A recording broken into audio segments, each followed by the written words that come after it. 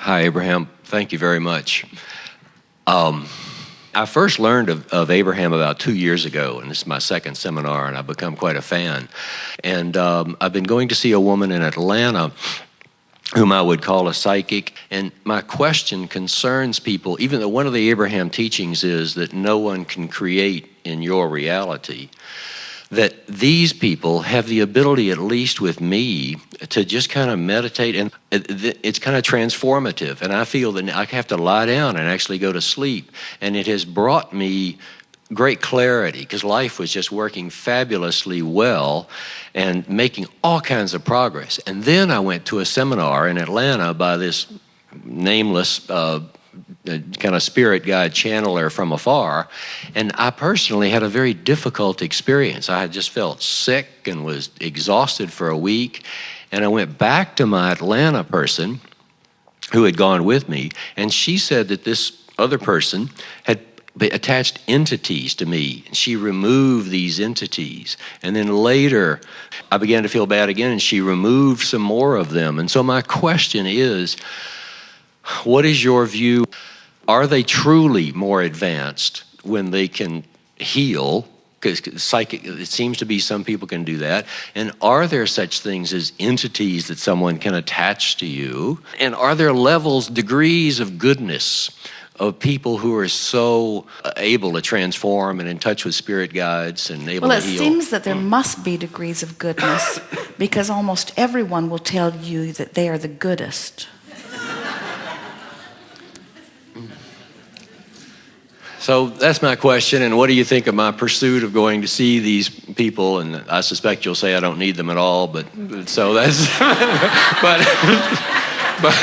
but on well, in the same way that you suspected that we would say that, whatever you suspect is what you call into your experience. If someone has the ability to attach something to you, then that means you are not the creator of your own reality, they are. And if that's true, then nothing that we know is right. In other words, you are either the creator of your own reality or somebody else is. And we promise you, nobody else is the creator of your own reality. However, we cannot disagree that there are strong powers of influence. And in fact, you experienced that in both ways. You experienced, through expectation, powerful influence from those who make you feel better, and you experienced powerful influence of those who made you feel worse. And so what we really want to talk about is this influence. In fact, we've been talking about it already as we acknowledge that whatever it is you are giving your attention to already has a vibration going. And as you give your attention to it, you activate that vibration within you. And as you activate that vibration within you, now it is your point of attraction. There is no assertion in this universe. Everything is inclusion based. When you see this thing you want and you say yes to it, you include it in your vibration. But when you see that thing you don't want and you shout no to it, you include it in your vibration. So nothing comes to you that you don't ask for. The question that you might wonder about is, well, how am I asking? I didn't want that, so how would I ask for it? And we say, the same way people ask for car accidents, the same way people ask for cancer. They're not saying, oh, please come to me, this thing I do not want. They're usually saying, no, no, go away from me, this thing I do not want. And there are a lot of things that people worry about, and in the new age metaphysical world, the thing that people worry most about, as they're beginning to understand that there are endless vibrational worlds that they can tap into, is that there might be creepy, icky beings out there that might have ill intent in mind, that have the ability to assert themselves in your experience. And so many people get all protective in nature, but there is no protection that we've ever seen that just didn't attract more to you of what you were trying to protect yourself from. Every single time. We have never seen an exception to that. So then your next question might be, well, then why am I so susceptible? Why can I go to someone who can heal me, or why can I go to someone who can upset my vibrational apple cart? And we say, because you're going to others from an attitude of I can't do it myself. And in that attitude of I can't do it myself, you're opening yourself to whatever they've got going on.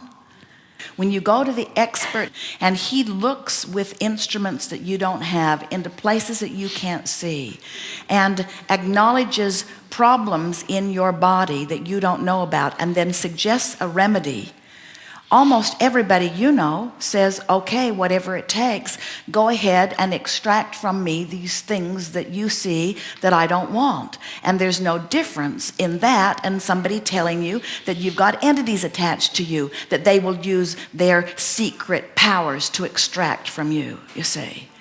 And they're all well-meaning. We're not saying that anyone's trying to take advantage of you. They are just coming at this from a very flawed basis. And the basis that is so flawed and so not of value to anyone is the basis that says, you need me. You need me in order to rid yourself of unwanted things. When what you're wanting to do is to go with the flow, to come into vibrational alignment with your own well-being and understand that well-being is the only thing that really wants you. Well-being is the stream that flows to you, and unless you're doing that thing you do that doesn't let the well-being in, the well-being will be your dominant experience. So there is no wrong path. We would not spend any time trying to compare this with this, with this, with this, with this, in the sense of trying to figure out what's right or wrong. We would do instead what you've already figured out. This doesn't feel so good to me. So I'm not saying it's wrong for everybody or wrong unto the universe. I'm just saying it's not me going with the flow right now. I'm not even saying, we're speaking for you, that what they're saying is wrong. I'm saying that my perception of what they said turned me the wrong way in the canoe. And so now I just want to turn around the other way. But we don't want you then, as you've turned that way and you don't feel so good, and you go to someone and you say, why don't I feel so good? We don't want them to dramatize that the reason you don't feel good is because something that couldn't possibly have happened, like someone attaching something to you, has happened. We would rather they said, you focused in a way that introduced some confusion into your vibration. And you're less in vibrational alignment with who you are now than you were before you went there. That's like feeling pretty good going to a movie and being terrified in the movie. Well, you don't come out and say, the movie attached things to me. You say, that didn't feel good, and you know why. I watched things that I don't want to live in vivid detail with dramatic music and visual episodes that caused me to activate the vibration long enough that I went someplace that my inner being doesn't go, and this negative emotion that I feel is my indication that I have sort of strung myself out on the raw and ragged edge just a little bit. But it's not permanent. It's just the result of what I gave my attention to. And in the same way that no disease is incurable, negative emotion is not incurable. You can go right back out the door you walked through anytime you want. Thank you. Yes.